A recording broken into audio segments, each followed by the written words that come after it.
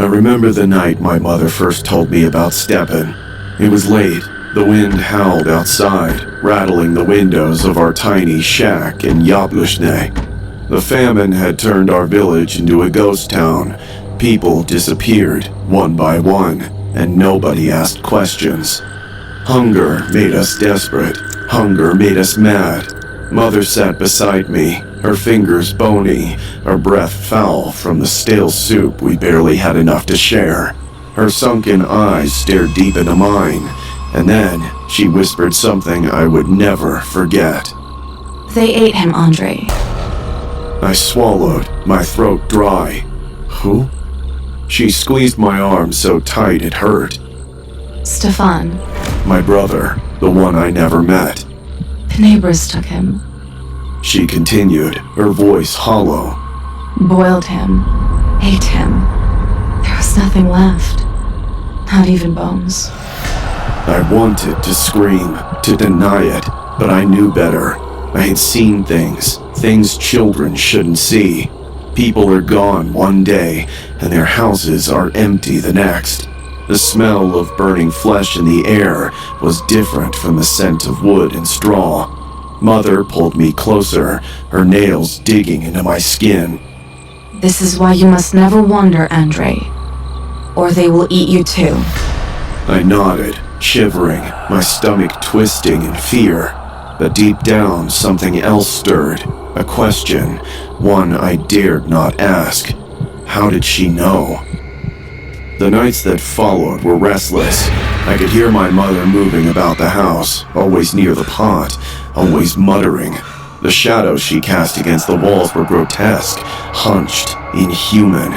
The hunger had changed her, or maybe this was who she had always been. One night I awoke to a strange sound, wet, rhythmic, a quiet chewing, followed by heavy breathing. I crept out of bed, my small feet cold against the wooden floor, and peeked into the main room. She was crouched over a slab of meat, tearing into it with her teeth. Strands of flesh hung from her lips as she chewed, her fingers coated in slick red. The candle flickered, casting light over something that made my stomach lurch. A severed hand, fingers curled as if frozen mid-reach. The fingernails were dirty, the skin pale and puckered from boiling. My mother's teeth cracked through the bone with a sickening snap. I stepped back too quickly. The floor creaked. Her head snapped up, blood trickling down her chin.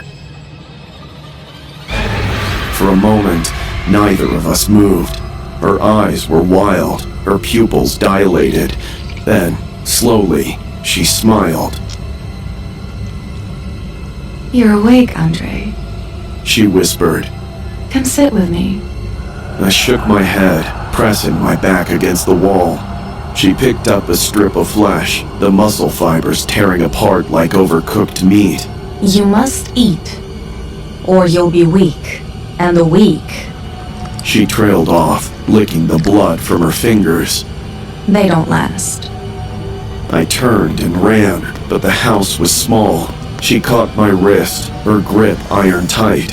Her breath was hot against my face, stinking of iron and decay. You'll understand. One day. I stopped speaking to her after that.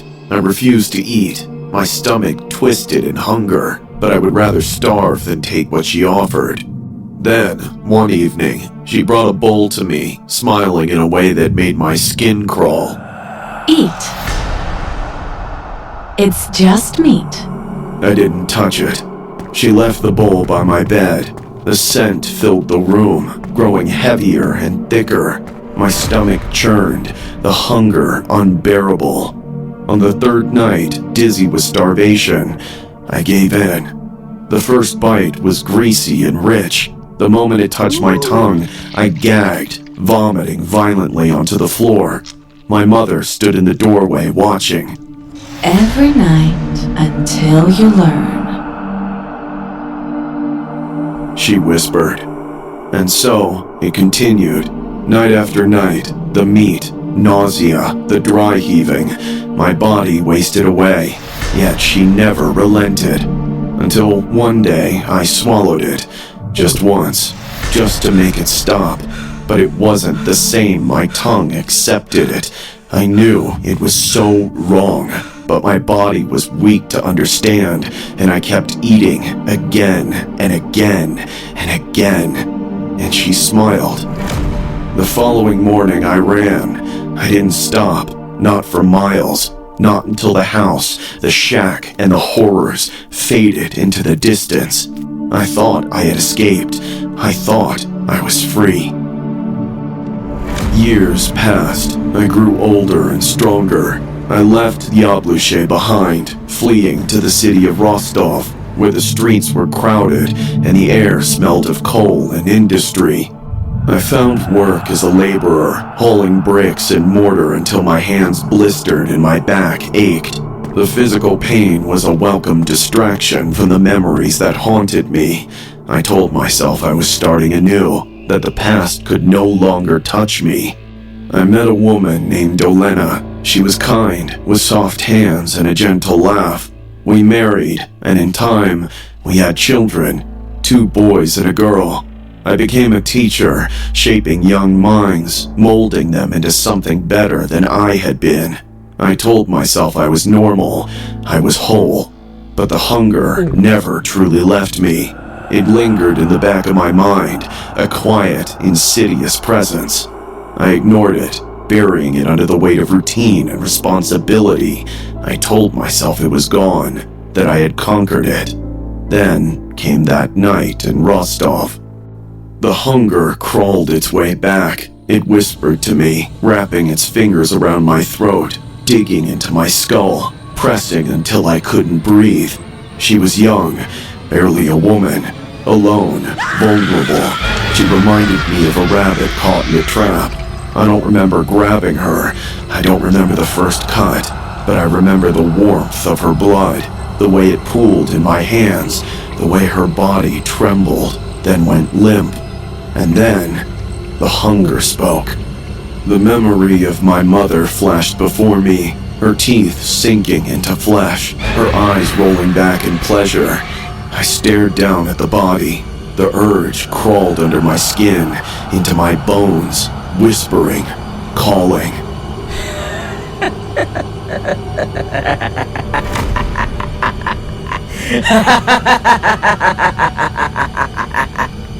Now I've become deaf. I'm no more human. Andrei Chikatilo, the Soviet serial killer known as the Butcher of Rostov, murdered at least 52 people between 1978 and 1990. His violent tendencies were linked to a traumatic childhood in famine-stricken Ukraine.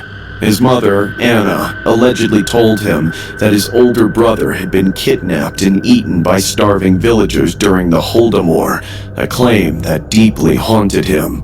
Chikatilo later developed sadistic and cannibalistic urges, mutilating his victims and sometimes consuming body parts. Arrested in 1990, he was convicted in 1992 and executed in 1994. His case revealed deep flaws in Soviet-era criminal investigations and forensic science. His own mother's terrifying stories of cannibalism may have created the monster he became.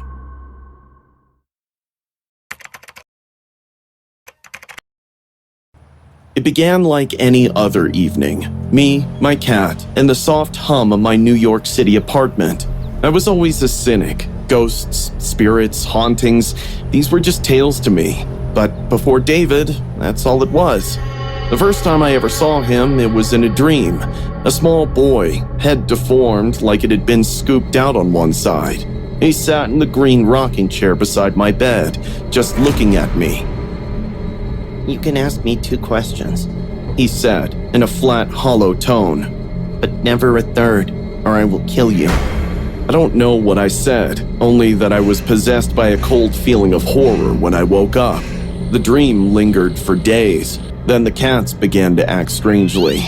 Night after night, at midnight exactly, they'd all congregate at the front door, fixated on it if there was something out there. Tails puffed up, deep growls burbling in their throats. But when I peeped through the peephole, nothing, just the dark, empty hallway.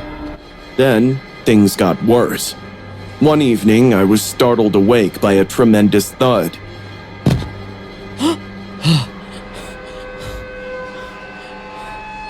My heart racing, I grabbed my phone and activated the flashlight. The green rocking chair was moving, not jerking, not shaking, just rocking, back and forth, as if someone had just sat there, staring at me. I was ill.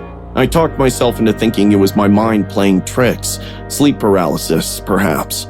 But I knew deep down that this wasn't the case, particularly when I woke up in the morning and checked my phone to find a Twitter notification from one of my followers. "Dude, is that someone standing over you in your sleep?" My gut fell. I hadn't shared anything, but the idea of something sitting over me while I slept made ice run through my veins. I didn't want to open my own feed, but I did.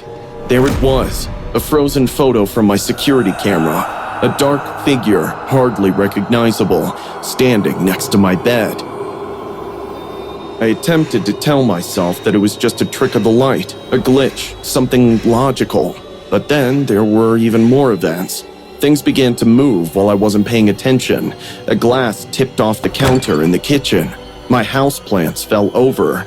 A figure flashed across the edge of my vision. And then the nightmares resumed. David was closing in. His foggy, lifeless eyes met mine. His whisper was crawling into my head like a slow toxin. You asked a third question. His small mouth curled into something that was not a smile. I woke up with a gasp, my body slick with sweat. My heart was pounding so hard I barely heard it, a tapping, faint from the ceiling. I was petrified. The noise began lightly, such as fingers passing through the plaster. Then they changed to stern, insistent knocks, sideways, scratching, right above my head. The footsteps followed, hesitant, careful, soft. Something walked around overhead, but I occupied the second story. No attic, no crawl space, just the ceiling. I ran out of the room gasping. My apartment was too small, too dark, the air too thick with something heavy and invisible. I needed out, but where could I go? I was alone. He was in my apartment. The following day, I reviewed my security footage once more. My fingers shook as I scrolled through the footage. At 3:14 a.m., the feed indicated something indefinable. The chair swayed, alone. Then, a few seconds later, a dark figure crawled across my bed.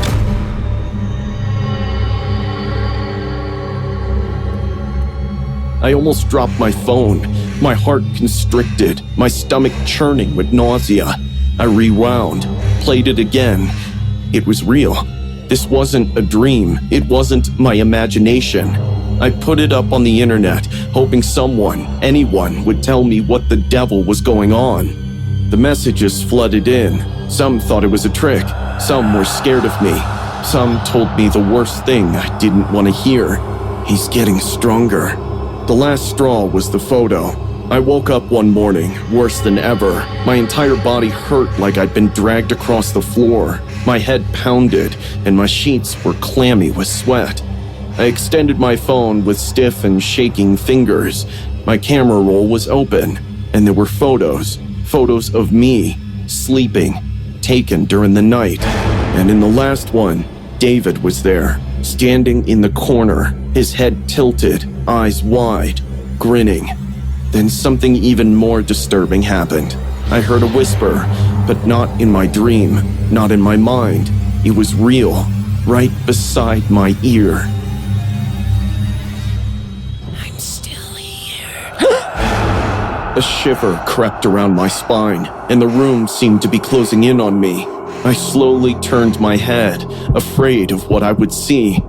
But there was nothing, only the oppressive silence closing in on me from all sides. I dreamed that night that I was drowning. Chilly, clawing fingers encircled my ankles, dragging me down into infinite blackness. A child's voice was heard through the water. You can't leave me. I woke up gasping, covered in unexplained bruises. My legs were sore, like something had really clutched them in the night. I moved out of that apartment, moved away, burned the chair. But even now, late at night, I catch it. The feel of eyes on me, the brush of a dead child's breath across my ear, and the touch of tiny fingers tracing out towards me in the darkness. And I know, dear David is still with me. The Dear David haunting case revolves around Adam Ellis, a New York-based illustrator who gained viral attention in 2017 for sharing a chilling paranormal experience on Twitter.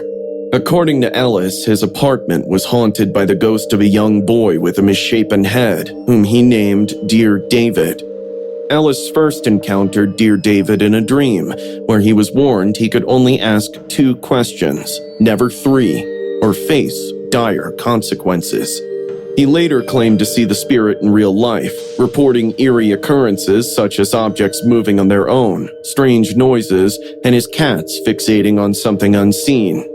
Over several months, Ellis documented the haunting with photos and videos, including unsettling images of what appeared to be a childlike figure.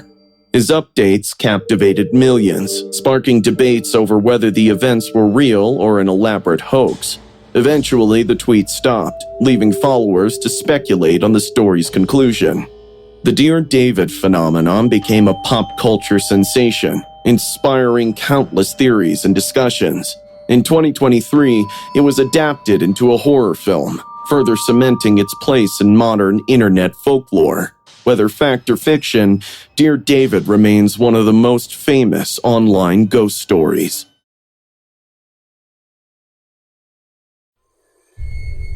I had always believed that the world I was living in was the only world. My name is Christina Babin, and for the first 19 years of my life, I was living in a nightmare masquerading as religion. The Children of God, that's what they called themselves. A godly, loving community, they said. But behind the gates, behind the smiling faces and gentle words, something much darker, much more sinister. The compound was a prison shrouded in scripture. Windowless rooms along the corridors, walls whispering prayers that were not intended to save but to control. A nauseatingly sweet incense forever perfumed the air, covering up the smell of sweat, rot, and terror. The elders glided like specters through the shadows, their whispers hissing through the corridors, their footsteps too quiet, too deliberate. We were never alone. Even in our sleep, we knew their eyes upon us, always upon us. Children marched in submissive silence, their eyes empty, their hearts already gone. The rewards for obedience were swift and ruthless. Warm baths that continued until you were silent, nights locked in the black cellar where something stirred in the blackness, whispering things that crawled along your skin. The elders spoke of love, but love equaled obedience, love equaled sacrifice, and occasionally, love equaled pain. There were scratches on the walls, subtle and desperate. Hopes scratched into the walls with fingernails, too superficial to be detected by anyone important. The mattresses and the bunks smelled of sweat and something else, something sour and foul. I discovered not to question the children who vanished during the night, the ones who went to serve and didn't return. The regulations were straightforward: obey, serve, let go completely. The men's glances lingered too long over us, their hands touching against us under the guise of friendship. They assured us we had been chosen, and that God had expressed his love through them. Their touch crawled beneath my skin. Some of us struggled back. Once. The cries of those who dared resist rang for days through the corridors, never to be heard again. The sermons of the elders turned into manipulation lullabies, hammering them into our brains with the message that pain and pleasure were synonymous.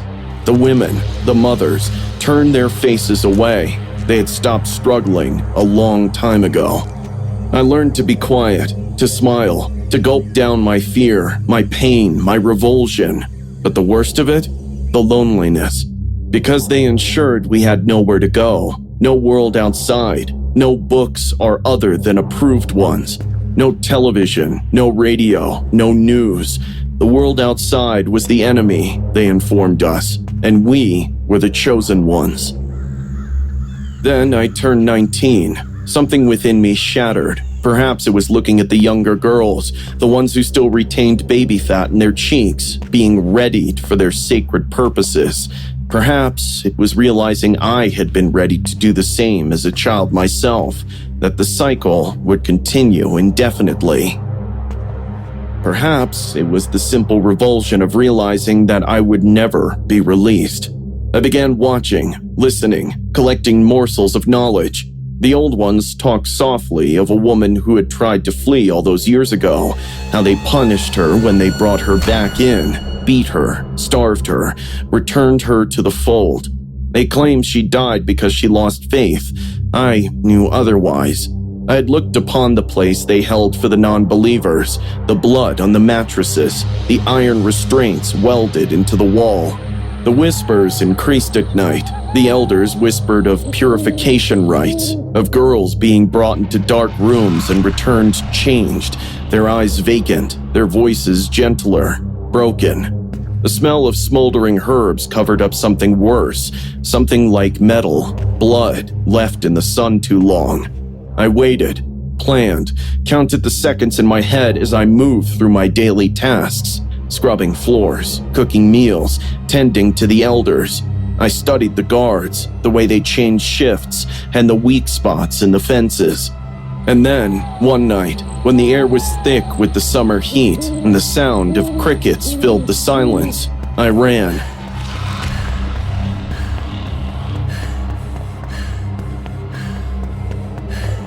My heart pounded against my ribs as I slipped by the sleeping area. The fence stretched before me, a rusty metal behemoth in the moonlight. My hands bled as I crawled over it, gasping for breath. I could hear them stirring behind me, could hear the screams as they caught on that I was gone. I landed hard on the ground, my ankle twisting in agony beneath me, but I didn't slow. I couldn't. Branches lashed my face as I ran through the forest, my lungs searing. I could hear them crashing behind me, the dogs barking, the voices shouting my name.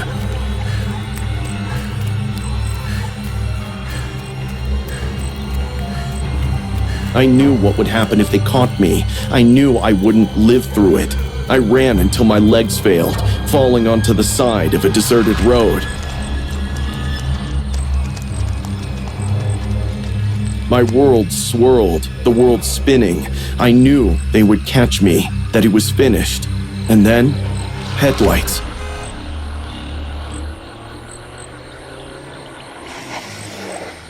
A car, a man getting out. My father, my actual father, the one they said left me, the one I believed was dead. He wasn't. He had been searching for me for years. I don't recall much after that. Only his arms holding me, only the sense of security, of warmth, of something I never knew before, liberty. The cult sought to locate me, sought to pull me back, but they were not able to, no longer. The nightmares did not disappear. The voices continue to whisper when the nights are too still. The smell of that rancid incense continues to taint my dreams. The shadows in the corners of my room move occasionally, just as they used to in that place. The difference is, though, I got out. And now I assist others in doing so, because no one deserves to be in a world where love is a prison and faith is a weapon. I made it through, and so can they. Children of God, now known as the Family International, was a religious cult known for abuse, brainwashing, and various exploitation. Christina Babin was born into the cult and endured years of abuse, isolation, and forced labor. At 19, she realized the lies and manipulation she had been subjected to. She bravely escaped, found her biological father outside the cult, and began the difficult process of deprogramming herself from the cult's teachings. Christina later became an advocate for cult survivors, helping others escape and heal from their trauma.